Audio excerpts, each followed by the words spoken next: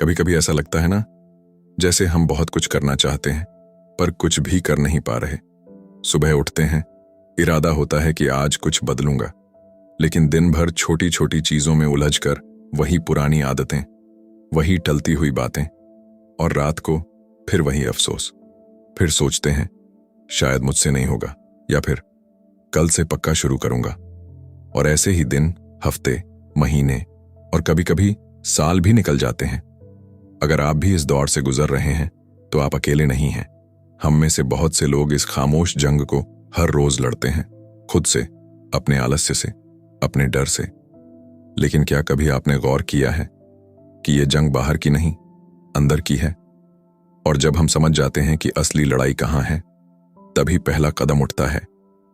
आज इस वीडियो में हम उसी की बात करेंगे कि खुद को हर बार क्यों रोक लेते हैं हम, और कैसे उस रुकावट को तोड़ा जाए। तो चलिए दिल से बात करते हैं। अध्याय 1, सोच क्या है। कभी ऐसा हुआ है कि आप बिल्कुल शांत बैठे हैं, लेकिन आपके दिमाग में लगातार कुछ चलता रहता है।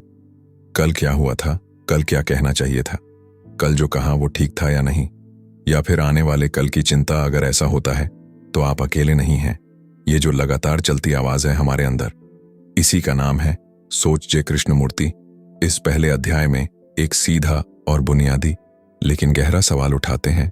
सोच क्या है, हम सोचते क्यों हैं, और जो सोच रहे हैं वो क्या वास्तव में हम हैं? कृष्णमूर्ति कहते हैं कि सोच एक प्रतिक्रिया है हमारे अनुभवों की, हमारी यादों की, हमारे ज्ञान की। उदाहरण के लिए, अगर किसी कुत्ते ने बचपन में आपको काटा था, तो अब जब भी आप कोई कुत्ता देखते हैं, आपके अंदर डर पैदा हो जाता है। यह डर सोच की वजह से है। सोच जो उस पुराने अनुभव से निकली है, यानी सोच हमेशा अतीत पर आधारित होती है। जो कुछ हमने पहले देखा या महसूस किया है, सोच वही दोहराती है। यहां कृष्णमूर्ति एक बेहद अहम बात कहते हैं। सोच कुछ नया नहीं पैदा कर सकती। सोच अतीत से आती है और अतीत को ही अलग अलग रूप में दोहराती रहती है। जब आप कहते हैं मैं सफल बनना चाहता हूं, तो यह इच्छा भी आपके अतीत से निकली है। या तो आपने असफलता का अनुभव किया है, या दूसरों को सफल देखकर उससे प्रभावित हुए हैं। यानी हमारी सोच में जो कुछ है वो हमने किसी न किसी रूप में पहले अनुभव किया है, सीखा है, या समाज से ग्रहण किया है। अब सवाल आता है, क्या सोच गलत है? क्या हमें सोचना ही नहीं चाहिए? नहीं, कृष्णमूर्ति कभी नहीं कहते कि सोच बुरी चीज है, बल्कि वो यह समझाते हैं कि सोच की एक सीमा होती है, और हम जब सोच को उसकी सीमा से बाहर इस्तेमाल करते हैं तब उलझ जाते हैं। उदाहरण के लिए, अगर आपको किसी गणना को हल करना है या कोई रास्ता ढूंढना है, तो सोच बेहद जरूरी और उपयोगी है। लेकिन जब बात आती है प्रेम की, रिश्तों की, डर की, दुख की, तो सोच अक्सर चीजों को और जटिल बना देती है। क्यों? क्योंकि सोच हमेशा अनुभव और स्मृति के जरिए काम करती है। और जब हम किसी को प्रेम करते हैं या जब हम दुखी होते हैं, तो वो अनुभव ताजा होता है, नई ऊर्जा से भरा होता है, जिसे सिर्फ महसूस किया जा सकता है, सोच के दायरे में बांधा नहीं जा सकता। अब एक और जरूरी सवाल सामने आता है, क्या सोच खुद को देख सकती है? जब हम कहते हैं मैं बहुत सोच रहा हूं, तो यह भी तो एक सोच ही है। तो फिर सोच को देखने वाला कौन है? क्या ऐसा कोई देखने वाला है जो सोच से परे है? यहीं से एक नई दिशा शुरू होती है, जहां हम सोच को एक उपकरण की तरह देखना शुरू करते हैं और समझते हैं कि वो हम नहीं हैं। इस अध्याय की सबसे अहम बात यही है, सोच जरूरी है, लेकिन उसकी सीमा को पहचानना और उसके पार देखना, यही आत्मज्ञान की शुरुआत है। अब सवाल ये उठता है, अगर सोच सीमित है और डर उसी से पैदा होता है, तो क्या हम डर को जड़ से खत्म कर सकते हैं? इसी सवाल का जवाब हम खोजेंगे अगले अध्याय में, जहां हम समझेंगे डर क्या है और क्या उससे पूरी तरह मुक्त हुआ जा सकता है। अध्याय 2, डर क्या है? कभी आपने गौर किया है, हम में से ज्यादातर लोग हर दिन किसी न किसी डर के साथ जीते हैं। किसी को भविष्य का डर है, किसी को अकेले रह जाने का, किसी को समाज की नजर का, और किसी को खुद के अंदर छिपे सच से सामना करने का डर। ये डर हमेशा हमारे फैसलों को प्रभावित करता है। हम क्या बोलते हैं, क्या छुपाते हैं, किसे चुनते हैं और क्या छोड़ देते हैं, इन सब के पीछे कहीं ना कहीं डर बैठा होता है। अब सवाल है, डर आता कहां से है? जे कृष्णमूर्ति कहते हैं, डर भी सोच की ही उपज है, और जब तक सोच है डर की संभावना बनी रहती है। आइए इसे एक उदाहरण से समझते हैं। मान लीजिए आपको नौकरी का इंटरव्यू देना है। आप सोचते हैं अगर मैं फेल हो गया तो क्या होगा, अगर मुझसे सवालों का जवाब न बन पाया तो, अगर मैं बेइज्जत हो गया तो। अब देखिए इंटरव्यू तो अभी हुआ ही नहीं, लेकिन आपका मन पहले ही नतीजों की कल्पना कर रहा है और इन कल्पनाओं से ही डर पैदा हो रहा है। यानी डर हमेशा भविष्य की सोच से पैदा होता है। जो कुछ हुआ नहीं है उसकी एक तस्वीर हमने अपने दिमाग में बना ली है और उसी से डरने लगे हैं। कृष्णमूर्ति कहते हैं डर तब होता है जब हम भविष्य को सोचते हैं और सोचने का आधार अतीत होता है। अब अगर सोच ही डर की जड़ है तो क्या डर से छुटकारा पाया जा सकता है? कृष्णमूर्ति बहुत साफ कहते हैं डर को धीरे धीरे खत्म नहीं किया जा सकता। डर से लड़कर या उसे दबाकर भी आप उससे मुक्त नहीं हो सकते, क्योंकि जो चीज दबाई जाती है वो भीतर और गहराई से बैठ जाती है। तो फिर रास्ता क्या है?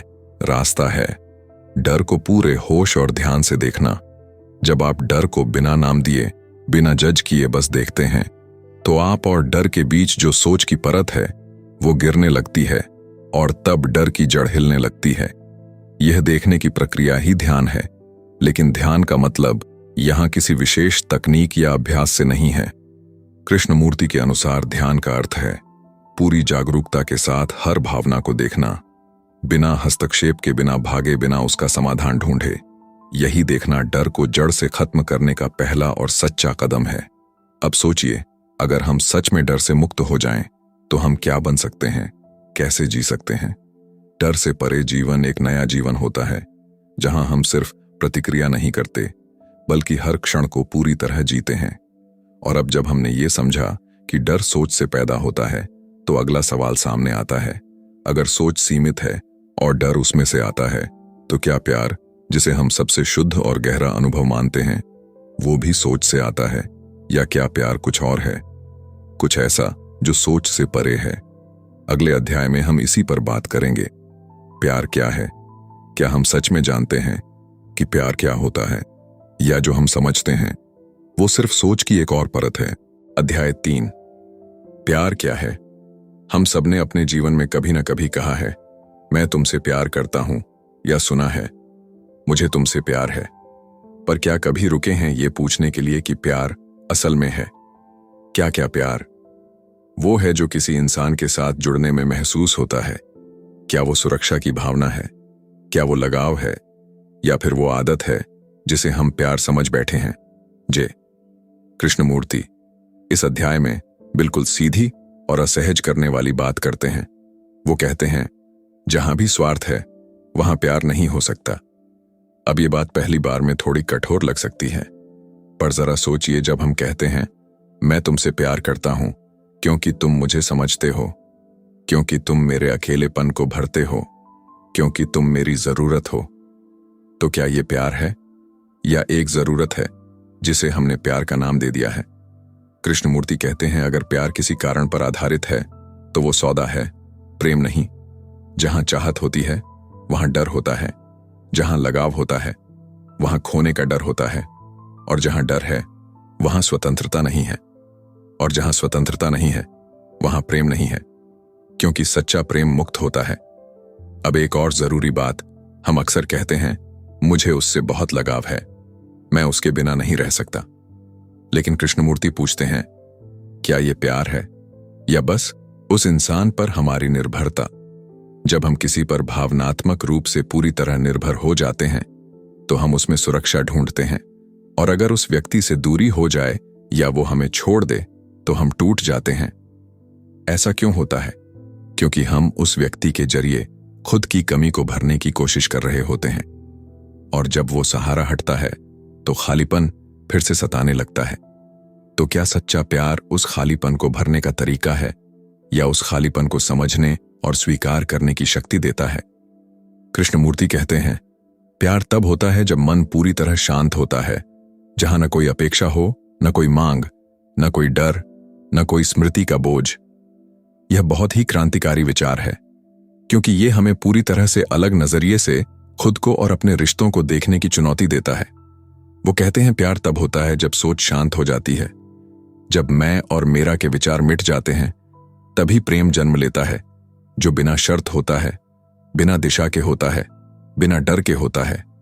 अब सोचिए, अगर प्यार सोच से परे है तो क्या वो किसी तकनीक से सीखा जा सकता है? क्या हम किसी किताब से, किसी कोर्स से सच्चा प्रेम करना सीख सकते हैं? या फिर क्या प्रेम वो कुछ है जो तभी प्रकट होता है जब मन एकदम शांत और सजग हो जाता है? इस अध्याय की बात यहीं खत्म नहीं होती, बल्कि एक और बड़ा और बुनियादी सवाल यहां से निकलता है। क्या प्रेम और करुणा एक ही चीज है, या क्या करुणा एक अलग अवस्था है जिसमें न केवल इंसान से बल्कि जीवन के हर रूप से जुड़ाव होता है? अगले अध्याय में हम जानेंगे करुणा क्या है और क्या उसके बिना कोई सच्चा बदलाव संभव है। अध्याय 4, करुणा। क्या है करुणा? ये शब्द सुनते ही एक शांत और कोमल सी भावना उठती है, जैसे किसी और के दुख को महसूस करना, किसी की पीड़ा को देखना और भीतर तक छू जाना। लेकिन क्या करुणा सिर्फ किसी के लिए दुखी हो जाना है, या सिर्फ मदद करने की भावना है, या कुछ और, कहीं ज्यादा गहरा? कृष्णमूर्ति इस अध्याय में हमें आम भावनाओं से ऊपर उठाकर करुणा के वास्तविक स्वरूप को देखने के लिए आमंत्रित करते हैं। वो कहते हैं, करुणा तब पैदा होती है जब मन पूरी तरह से मुक्त होता है। हर स्मृति, हर सोच, हर मैं से यह सुनने में बहुत सीधा लगता है, लेकिन इसका अर्थ बहुत गहरा है। हम अक्सर सोचते हैं कि अगर हम किसी को रोते हुए देखें और हमारा दिल पिघल जाए तो वह करुणा है, पर कृष्णमूर्ति कहते हैं, अगर उस भावना के पीछे आपके अपने अनुभव, आपकी अपनी पीड़ा या आपका अपना डर छिपा है तो वह करुणा नहीं, सिर्फ एक भावनात्मक प्रतिक्रिया है। करुणा किसी सोच या भावना से नहीं आती। करुणा आती है पूर्ण जागरूकता से। जब आप किसी के दुख को इस क्षण में बिना किसी स्मृति के देखें, बिना किसी तुलना के, बिना ये सोचे कि अगर मेरे साथ ऐसा हुआ होता तो, तब जो भीतर से कुछ उठता है वो करुणा है। करुणा में न दुख है, न डर, न दया, बल्कि एक गहराई से जुड़ने की क्षमता है, बिना किसी सीमा के। अब सवाल है, क्या करुणा सिर्फ दूसरों के लिए होती है, या क्या वो अपने लिए भी होनी चाहिए? कृष्णमूर्ति कहते हैं, जब तक आप खुद को नहीं समझते, खुद को माफ नहीं करते, खुद को पूरी तरह नहीं देखते, तब तक दूसरों के लिए सच्ची करुणा संभव नहीं। और खुद को देखना कोई अभ्यास नहीं है, यह एक सतत देखना है। जब आप अपने भीतर उठते हर विचार, हर भावना को बिना जजमेंट के देखते हैं, करुणा एक ऐसी स्थिति है जिसमें देखने वाला और जो देखा जा रहा है, उनके बीच कोई दूरी नहीं होती, कोई मैं और तू नहीं होता, बस एक गहरा जुड़ाव होता है, जहां किसी की पीड़ा को आप दूर से नहीं देखते, बल्कि उसमें बिना डूबे हुए पूरी तरह से उपस्थित रहते हैं। ये करुणा कोई संकल्प नहीं है, कोई भावना नहीं है, कोई नैतिक आदर्श नहीं है। यह तो उस मन की अवस्था है जो पूरी तरह शांत और सजग है, और यही करुणा असली परिवर्तन लाती है, दूसरे के जीवन में नहीं, सबसे पहले अपने भीतर। अब यहां एक और बड़ा सवाल खड़ा होता है, अगर करुणा सोच से परे है तो क्या उस मन को जो अभी अशांत है, बंधा हुआ है, उसको स्वतंत्र किया जा सकता है? और अगर हां, तो क्या ध्यान उस स्वतंत्रता का रास्ता हो सकता है? क्या ध्यान कोई अभ्यास है, या वो भी वही है जो करुणा की तरह बिना प्रयास के प्रकट होता है? अगले अध्याय में हम गहराई से जानेंगे ध्यान क्या है, और क्या सच में ध्यान से मन पूरी तरह मुक्त हो सकता है। अध्याय 5, ध्यान क्या है? हम सब ने ध्यान के बारे में सुना है। किसी ने कहा, आंखें बंद करो और सांस पर ध्यान दो। किसी ने कहा, रोज 20 मिनट मेडिटेशन करो। किसी ने कहा, मन को खाली कर दो।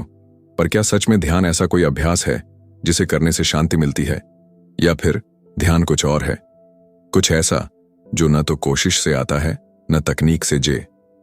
कृष्णमूर्ति कहते हैं, ध्यान कोई विधि नहीं है, ध्यान एक गहरी समझ है। यह बात पहली बार में अजीब लग सकती है, क्योंकि हम ध्यान को अक्सर किसी तकनीक की तरह देखते हैं, लेकिन कृष्णमूर्ति हमें ध्यान की परिभाषा को बिल्कुल नए नजरिए से समझाते हैं। वे कहते हैं, ध्यान तब होता है जब मन बिल्कुल शांत हो जाता है, लेकिन वह शांति किसी प्रयास से नहीं आती। अब इसे थोड़ा विस्तार से समझते हैं। जब हम ध्यान करने बैठते हैं तो मन में लगातार विचार आते हैं। हम उन्हें रोकना चाहते हैं, लेकिन जैसे जैसे हम उन्हें दबाते हैं वो और तेजी से आते हैं। कृष्णमूर्ति कहते हैं, सोच को रोकने की कोशिश खुद एक और सोच होती है। यानी जब आप सोच से लड़ते हैं तो आप अब भी सोच के ही घेरे में हैं।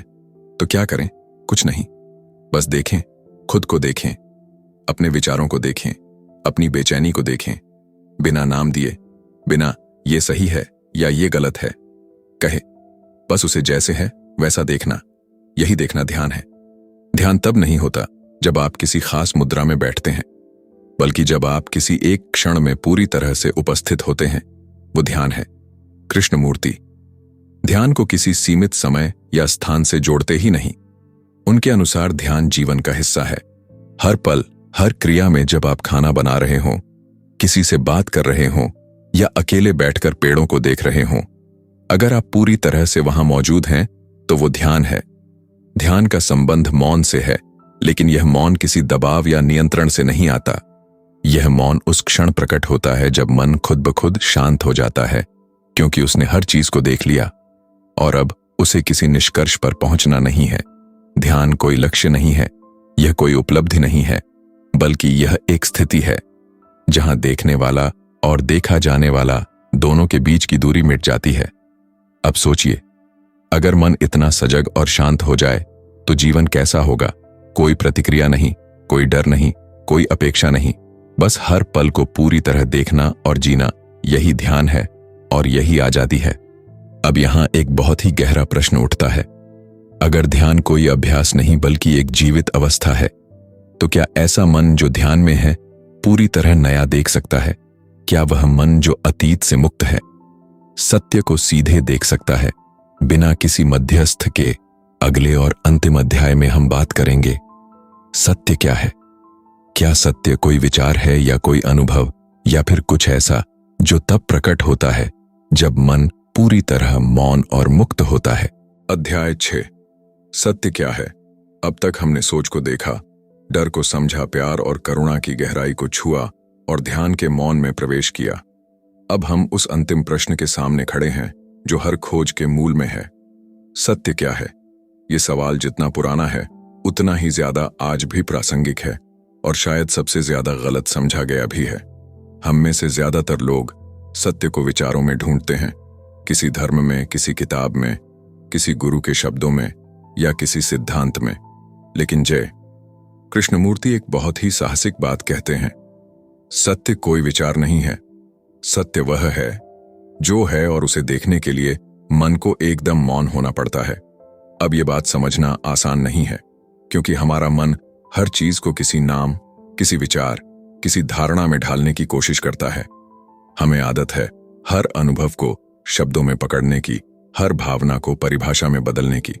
लेकिन कृष्णमूर्ति कहते हैं, जहां परिभाषा है वहां सत्य नहीं है। सत्य कोई ऐसा विचार नहीं जिसे हम ग्रहण करें, बल्कि एक जीवित अनुभव है जो तभी प्रकट होता है जब मन पूरी तरह शांत होता है और उस शांति में कोई मैं नहीं बचता, कोई विचार नहीं बचता, कोई तुलना नहीं बचती। सत्य को न कोई सीख सकता है न सिखा सकता है, क्योंकि जैसे ही आप किसी और के अनुभव को मान लेते हैं, वो आपका अनुभव नहीं रहता, वो एक उधार ली हुई धारणा बन जाती है। इसलिए कृष्णमूर्ति कहते हैं, सत्य कोई अथॉरिटी से नहीं आता, ना धर्म से, ना गुरु से, ना किसी प्रणाली से। सत्य आता है सीधे देखे जाने से। जब आप किसी चीज को बिना सोच की परत के देखें, बिना अतीत के चश्मे से, बिना किसी उम्मीद के, तब जो कुछ सामने आता है वही सत्य है। अब जरा सोचिए, क्या हम इस क्षण को जैसा है वैसे देख सकते हैं, बिना ये सोचे कि इसमें क्या होना चाहिए या यह अच्छा है या बुरा?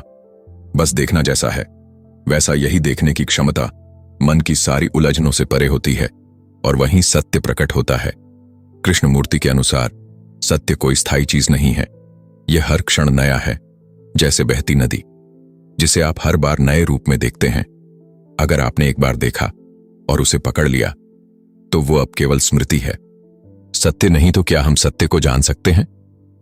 कृष्णमूर्ति कहते हैं, आप सत्य को कभी पकड़ नहीं सकते, आप केवल मौन होकर पूरी सजगता से उसका सामना कर सकते हैं। और जब मन पूरी तरह शांत होता है तो सत्य अपने आप प्रकट होता है। इस आखिरी अध्याय की सबसे गहरी बात यही है, सत्य की खोज कोई रास्ता नहीं है, यह एक खामोश जागरूकता है। ना कोई लक्ष्य, ना कोई दिशा, ना कोई अंत, बस एक गहरा मौन, और उसमें जो कुछ है वही सत्य है। अगर सत्य सिर्फ मौन में प्रकट होता है, तो क्या हम अपने रोजमर्रा के जीवन में शब्दों, सोच, डर और असुरक्षा के बीच उस मौन को पा सकते हैं? क्या हम पूरी तरह से यहीं और अभी ऐसे जी सकते हैं जैसे हर क्षण सत्य से साक्षात्कार हो रहा हो?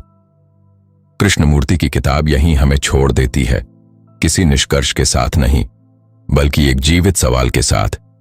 क्या आप स्वयं को बिना किसी भ्रम के देख सकते हैं? और क्या आप उस देखने में सत्य को पा सकते हैं? यही शुरुआत है ना? कोई अंत ना कोई उत्तर, बस देखना, पूरी ईमानदारी से, पूरी जागरूकता से। अध्याय 7। क्या परिवर्तन संभव है? अब तक हमने देखा कि सोच सीमित है, डर सोच से जन्म लेता है, प्यार सोच से परे है, करुणा मौन में जन्म लेती है। ध्यान कोई अभ्यास नहीं बल्कि गहराई से देखना है, और सत्य किसी विचार या सिद्धांत में नहीं बल्कि पूर्ण जागरूकता में प्रकट होता है। तो अब एक बहुत जरूरी सवाल सामने आता है, क्या हम सच में बदल सकते हैं? क्या एक गहरे स्तर पर, स्थायी रूप से, भीतर से परिवर्तन संभव है? जे कृष्णमूर्ति कहते हैं, परिवर्तन तभी होता है जब हम खुद को जैसे हैं वैसे ही पूरी तरह देख पाते हैं, बिना किसी बहाने, बिना किसी तुलना और बिना किसी समय को बीच में लाए। आमतौर पर जब हम बदलाव की बात करते हैं तो हम कहते हैं, मैं धीरे धीरे बेहतर बनूंगा, समय लगेगा लेकिन एक दिन मैं बदल जाऊंगा, मैं प्रयास कर रहा हूं। लेकिन कृष्णमूर्ति कहते हैं, जहां समय है वहां असली परिवर्तन नहीं है।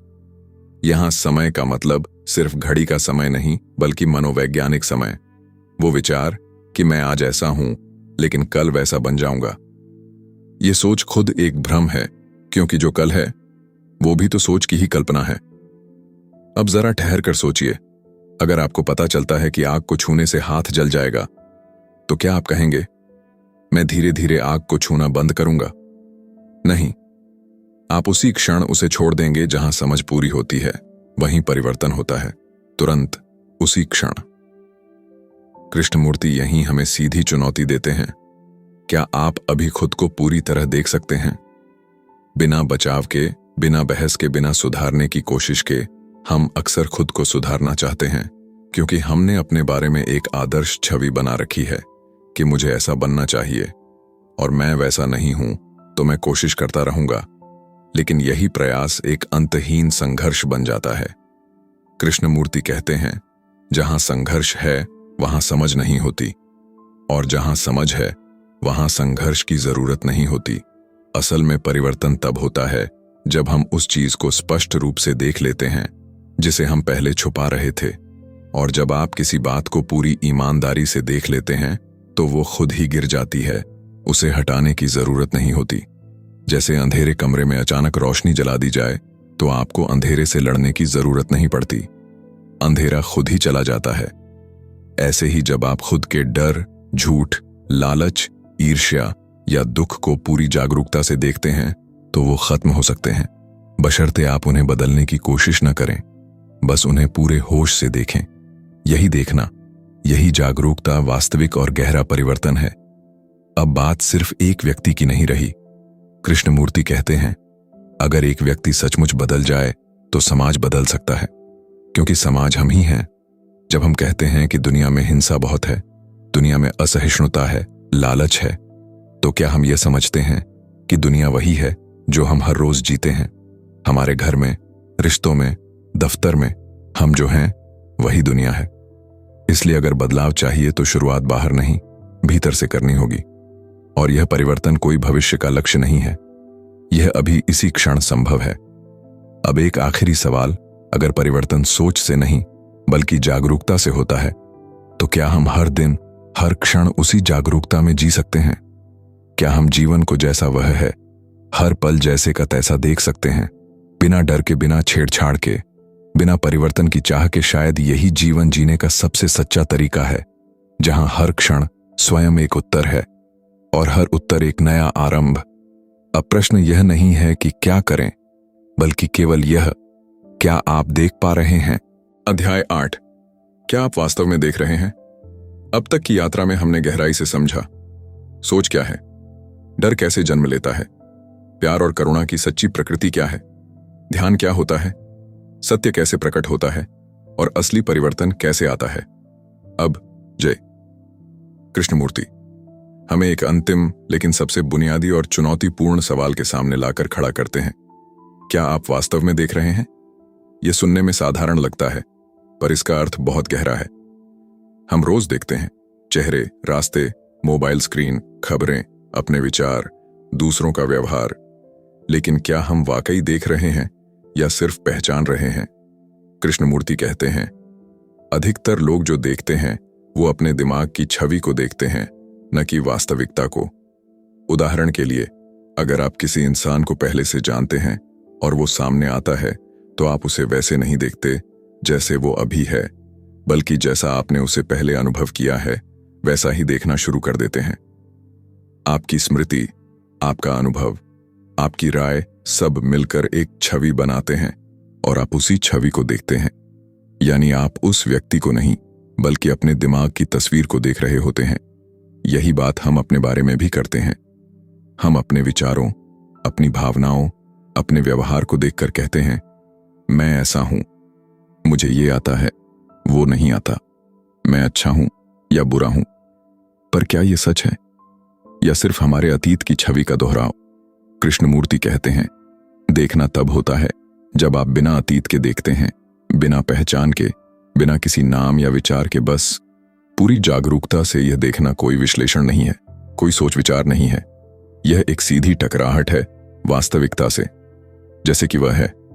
जरा सोचिए, अगर आप अपने डर को बिना उसे डर कहे हुए, बिना उससे भागे हुए बस देखें तो क्या होगा? आप पाएंगे कि डर खुद ब खुद फीका पड़ने लगता है, क्योंकि अब आप उसमें ऊर्जा नहीं डाल रहे, आप बस उसे देख रहे हैं। गहराई से, शांति से यह देखना ही ध्यान है, यह देखना ही समझ है, यह देखना ही मुक्ति है। लेकिन यह देखना तभी संभव है जब मन शांत है, सजग है और पूरी तरह अभी में है। कृष्णमूर्ति कहते हैं, अगर आप एक पत्ता भी पूरे ध्यान से देखें तो आप जीवन को गहराई से समझ सकते हैं। क्यों? क्योंकि उस एक छोटे से क्षण में, जब आप बिना किसी विचार के पूरी उपस्थिति के साथ देखते हैं, तो आपकी सोच शांत हो जाती है। और जब सोच शांत हो जाती है तो जो बचता है वही है सत्य, वही है स्वतंत्रता। इस अंतिम अध्याय की सबसे गहरी बात यही है, देखना ही क्रांति है। कोई विचार, कोई आदर्श, कोई गुरु, कोई किताब आपको खुद से नहीं मिला सकती। केवल आपकी जागरूकता, आपकी देखने की क्षमता, आपकी ईमानदारी, वही आपको खुद तक पहुंचाती है। अब सवाल है, क्या आप यह देखना शुरू कर सकते हैं? हर रोज, हर क्षण, बिना प्रयास के, बिना लक्ष्य के, बस जागरूक होकर जैसा कुछ है वैसे ही। यही कृष्णमूर्ति की शिक्षा का सार है। न किसी संस्था की जरूरत, न किसी अनुयायी की, न किसी प्रणाली की।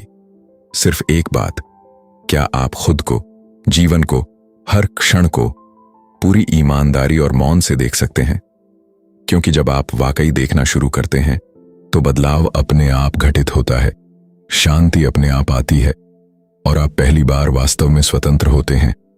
क्या आप अभी इसी क्षण खुद को वैसा देख पा रहे हैं जैसे आप सच में हैं, या आप अब भी उसी पुरानी छवि को देख रहे हैं जो आपको कभी दी गई थी? यही सवाल आपकी यात्रा की असली शुरुआत हो सकता है। अध्याय 9, क्या विचार से परे जीना संभव है?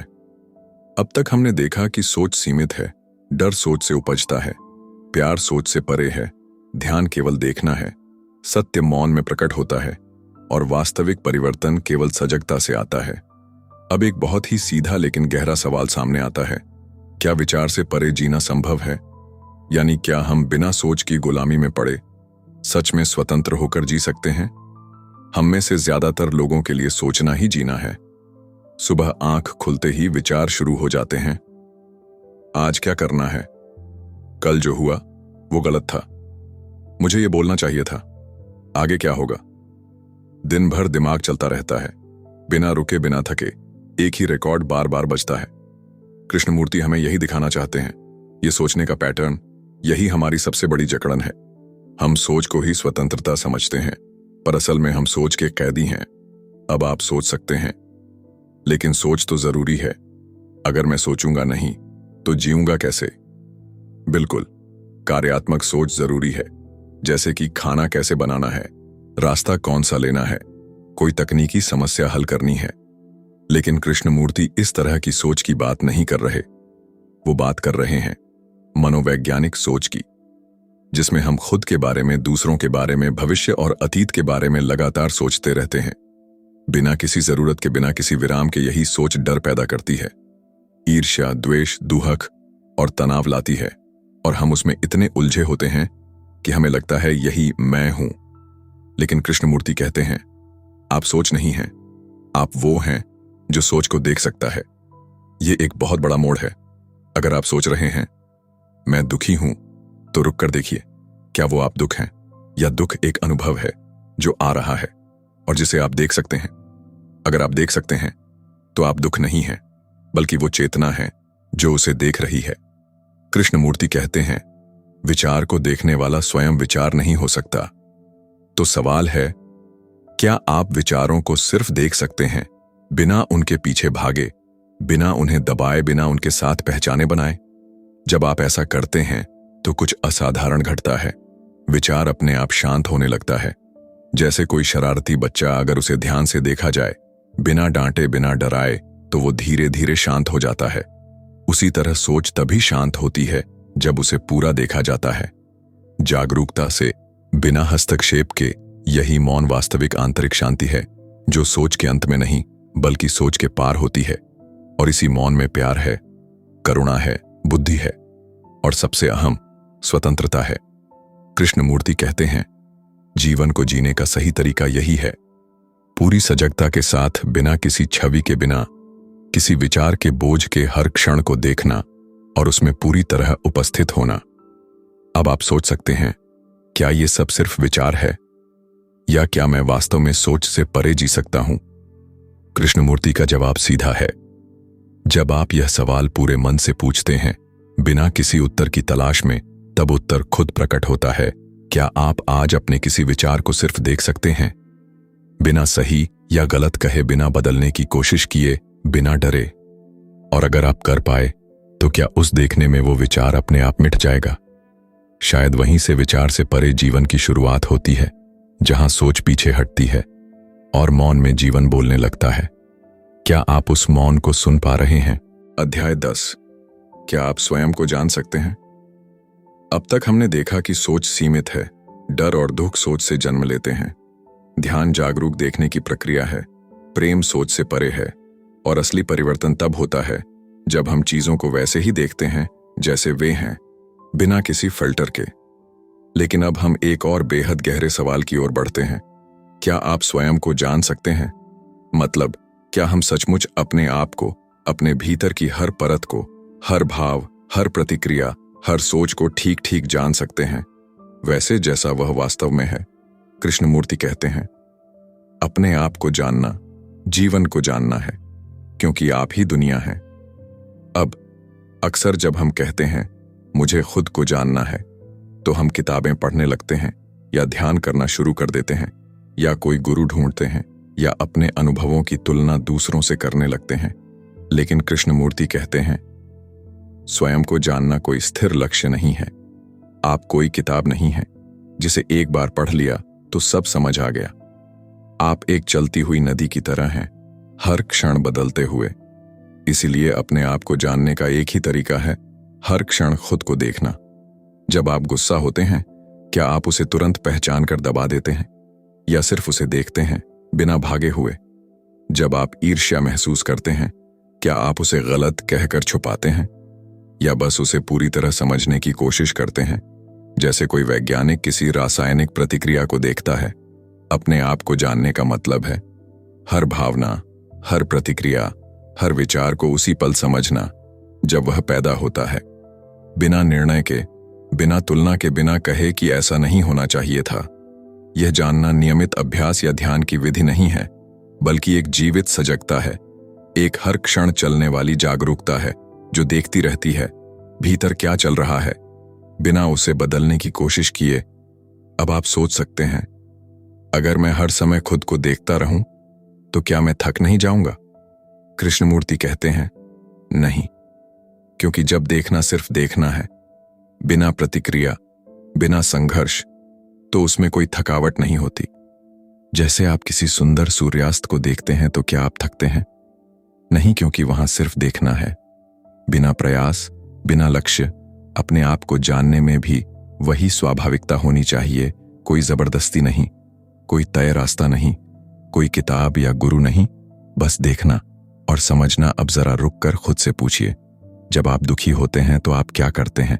अक्सर हम या तो कारण खोजने लगते हैं, या खुद को समझाते हैं, या दूसरों को दोष देते हैं, या खुद को दोषी महसूस करते हैं। लेकिन क्या आप कभी दुख को सिर्फ देखते हैं, जैसे कोई बातूनी बच्चा अचानक चुपचाप आकर आपकी गोद में बैठ जाए? कृष्णमूर्ति कहते हैं, अगर आप स्वयं को बिना हस्तक्षेप के देख सकें, बिना कोई बदलाव लाए, बिना कुछ दबाए, तो वही देखना खुद को जानना है। और जब आप खुद को गहराई से जानने लगते हैं तो आप दूसरों को भी समझने लगते हैं। फिर रिश्तों में टकराव कम होने लगता है, क्योंकि अब आप प्रतिक्रिया नहीं दे रहे बल्कि समझ रहे हैं। इस अध्याय की सबसे सुंदर बात यही है, आपको किसी और के बताने की जरूरत नहीं कि आप कौन हैं। आप स्वयं ही सबसे बड़ा शिक्षक हैं। आपका जीवन ही सबसे बड़ी किताब है, और हर दिन, हर संबंध, हर भावना उस किताब का एक नया पन्ना है। सवाल है, क्या आप उसे पढ़ रहे हैं, या सिर्फ उसके ऊपर अपने विचार और धारणाएं चिपका रहे हैं? आपसे एक सीधा सवाल, क्या आप आज, अभी खुद को वैसे देख सकते हैं जैसे आप हैं, बिना तुलना, बिना दोष, बिना छवि के? क्योंकि शायद यही देखना, यही जानना और यही स्वतंत्रता है। अध्याय 11। क्या आप सच में स्वतंत्र हैं? अब तक की पूरी यात्रा सोच की समझ से लेकर आत्मज्ञान तक हमें यहां ले आई है, एक बेहद जरूरी और अंतिम सवाल की ओर। क्या आप सच में स्वतंत्र हैं? हम अक्सर सोचते हैं कि हम आजाद हैं। हम अपनी मर्जी से बोलते हैं, चलते हैं, सोचते हैं, काम चुनते हैं, दोस्त बनाते हैं, शादी करते हैं, धर्म मानते हैं। तो क्या यह स्वतंत्रता नहीं है? जे कृष्णमूर्ति कहते हैं, जैसे ही आप कहते हैं मैं स्वतंत्र हूं, उस पल आप स्वतंत्र नहीं रहते। यह बात सुनकर चौंकने की जरूरत नहीं है, क्योंकि यहां स्वतंत्रता का मतलब सिर्फ बाहरी आजादी नहीं है। यह सवाल उस गहराई की ओर इशारा करता है, क्या अंदर से, मन से आप सच में स्वतंत्र हैं? आइए थोड़ा और साफ समझते हैं। अगर आपकी खुशी इस बात पर टिकी है कि कोई आपको सराहे, अगर आपका मूड इस बात से बदलता है कि लोग आपको पसंद कर रहे हैं या नहीं, अगर आपकी पहचान इस बात से बनी है कि आप किस धर्म, जाति या राष्ट्र से हैं, तो क्या यह असली आजादी है? कृष्णमूर्ति कहते हैं, जहां भी निर्भरता है वहां स्वतंत्रता नहीं हो सकती। और यह निर्भरता सिर्फ बाहर की नहीं होती, बल्कि सबसे खतरनाक निर्भरता होती है भीतर की। यानी जब हम अपने ही विचारों, धारणाओं, आदतों और डर के गुलाम होते हैं, तो भले ही दुनिया हमें आजाद माने, हम अंदर से जकड़े होते हैं। हम में से कई लोग किसी विचारधारा, धर्म, राजनीतिक सोच या गुरु के अनुयायी बन जाते हैं और सोचते हैं कि हम सही रास्ते पर हैं। लेकिन कृष्णमूर्ति सवाल उठाते हैं, क्या आप सच में स्वतंत्र सोच रहे हैं, या किसी और की सोच की छाया में चल रहे हैं? उनका एक प्रसिद्ध वाक्य है, सत्य किसी रास्ते से नहीं आता। कोई संस्था, कोई गुरु, कोई विधि आपको सत्य तक नहीं ले जा सकती, क्योंकि जैसे ही आप किसी रास्ते को अपनाते हैं, आप पहले ही तय कर चुके हैं कि सत्य कैसा दिखना चाहिए। और जब मन पहले से ही भरा हुआ है, तो नया, ताजा, गहरा कुछ देख ही नहीं सकता। स्वतंत्रता का मतलब है बिना डर के जीना, बिना किसी विचार के दबाव के सोचना, बिना तुलना के देखना, हर अनुभव को नएपन के साथ ग्रहण करना और हर क्षण में पूरी उपस्थिति से जीना।